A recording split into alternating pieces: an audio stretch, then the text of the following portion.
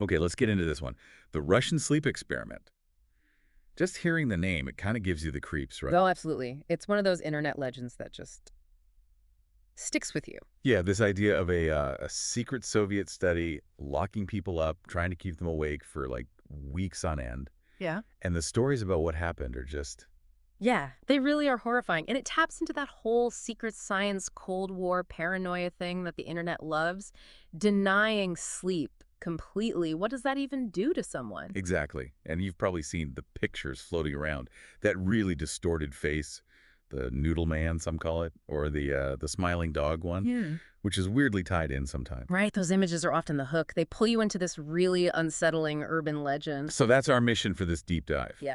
Unpack the story as it's told online, on YouTube channels covering mysteries, legends, that sort of thing, Yeah. and try to figure out, well, what's real and what's just story. And it is fascinating how consistent the core elements are, even with slight variations across different tellings. Okay, so the basic setup, the story goes, Soviets, 1940s, right? Yeah, always the Soviets in these things, it seems. Uh-huh.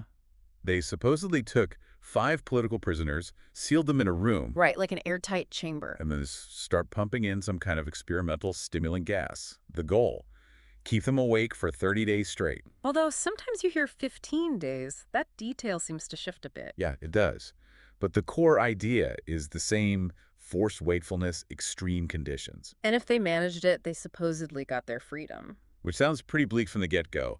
Survive this, and maybe you get to live. It sets a dark tone, for sure.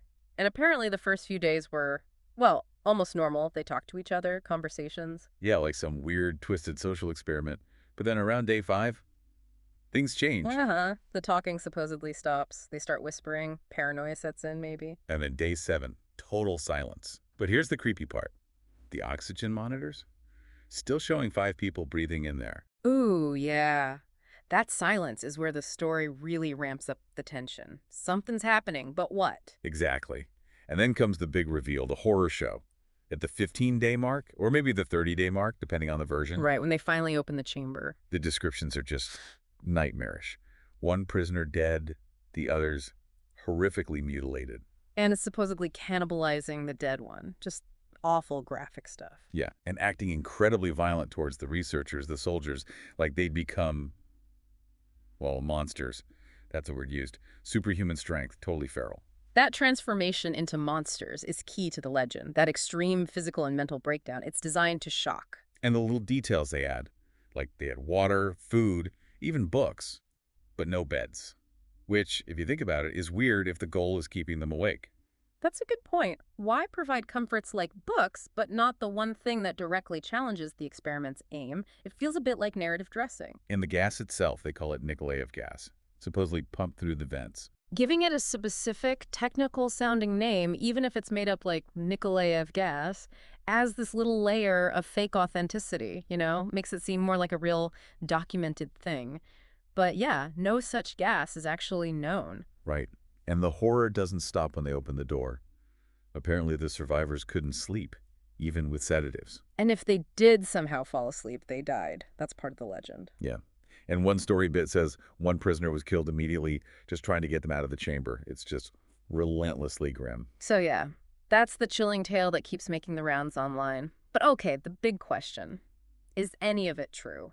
And that's really what we need to dig into. The overwhelming feeling from looking into this, it probably started around 2009. Yeah, the timing points heavily towards the creepypasta website. That seems to be its birthplace. A classic piece of internet folklore, basically. Absolutely. And a huge tell is the complete lack of any real historical proof. No Soviet records, no documents, nothing from that era mentions an experiment like this. For something this extreme, you'd expect some kind of paper trail, even a suppressed one. Good point.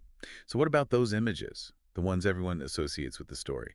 That before picture, the grainy one of guys in gas masks. Ah, yes. Well, it turns out that photo was actually from the 1930s. Oh, really? Yeah, it commemorates the first use of gas masks by various Allied forces in World War I, British, German, French, American soldiers. So not Soviet political prisoners from the 40s, Yep. and definitely not all Soviet gear. Exactly. The masks don't match the story's context at all. It's just a cool, old, slightly creepy photo that got slapped onto the narrative. Okay, so that one's debunked. What about the really disturbing one, the after picture, the monster? Right, the spasm figure. Get ready for this.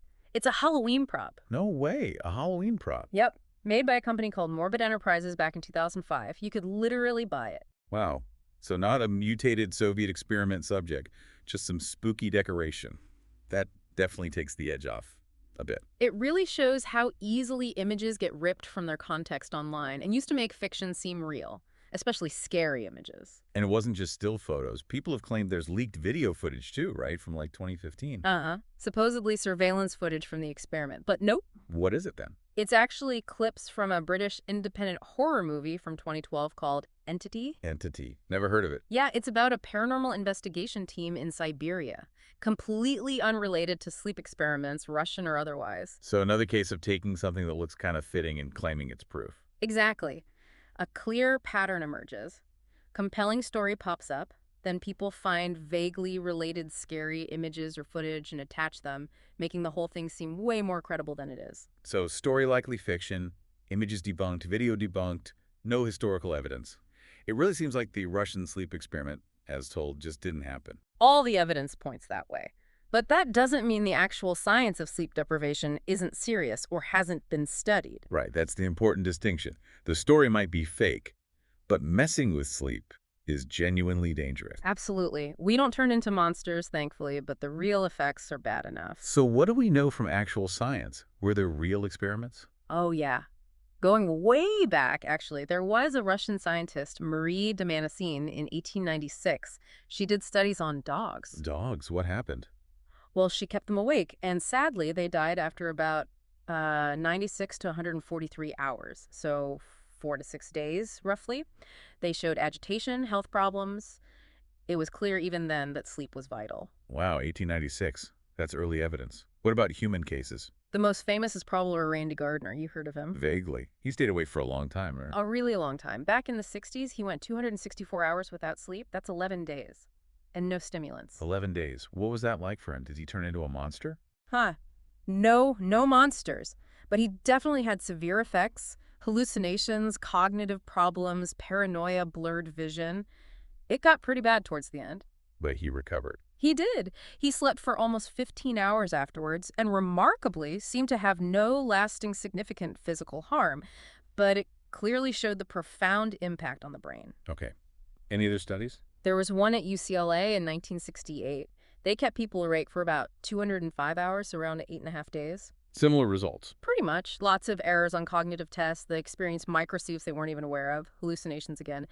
But like Gardner, they recovered afterwards. So severe temporary effects, but not like permanent physical transformation or instant death from falling asleep. Exactly. The human body seems remarkably resilient in the short term, but the mental effects are immediate and significant.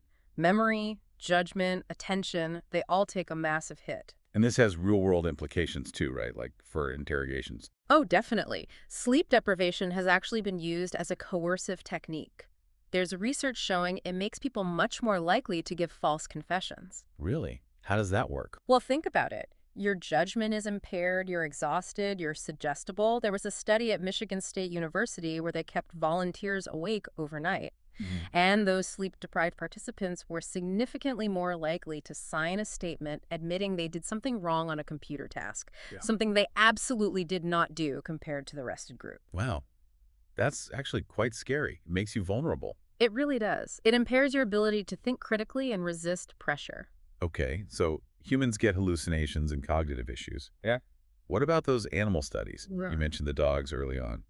Any others? Yes, there have been more controlled long-term studies, particularly with rats, using something called the platform sleep deprivation technique. Platform technique. What's that? Basically, the rat is on a small platform surrounded by water.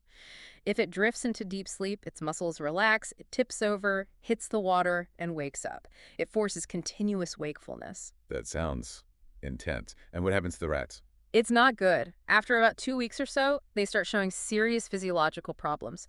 They eat more but lose weight, their metabolism goes haywire, their immune systems weaken, body temperature drops, and eventually it is fatal for them. So, while not the same as the gruesome story, prolonged forced sleep deprivation is ultimately fatal in animal models due to systemic breakdown. Precisely. The biological stress is immense. The body's core functions start to fail. So the idea that extreme sleep deprivation is incredibly dangerous has a basis in reality, even if the fictional story exaggerates it into monster territory. Okay, so we've established the legend is almost certainly fiction, debunked the visuals, and looked at the actual serious science.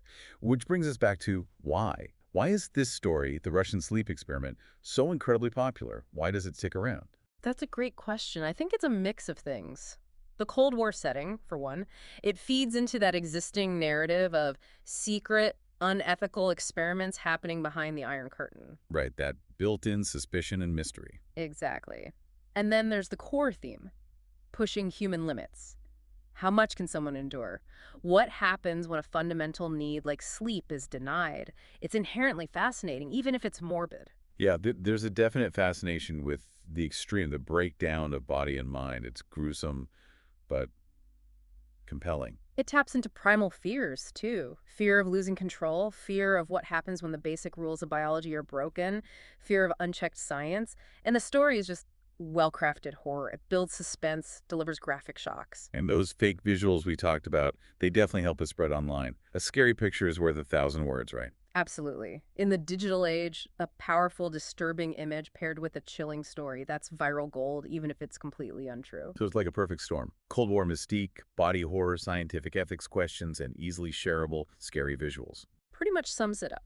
And it reminds us that even though this specific experiment is fiction, the real concerns about sleep deprivation and ethical boundaries in science are very much real. Okay, so let's wrap this up. Our deep dive suggests the Russian sleep experiment. Yeah. The monsters, the gas, the cannibalism is almost certainly a fabricated urban legend, likely born on creepypasta. Yeah, the iconic photos and video are misattributed. There's zero historical backing. Debunked. But the real science is clear.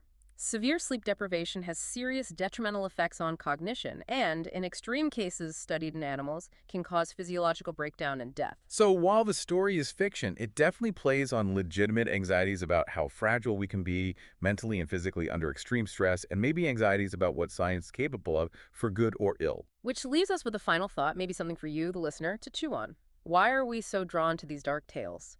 What is it about stories of extreme suffering and monstrous transformation that captures our imagination so powerfully? Yeah, what does that fascination say about our own fears, our own curiosity about the edges of human experience? And maybe more practically, where do we draw that line between scientific curiosity and basic human ethics? Something to think about.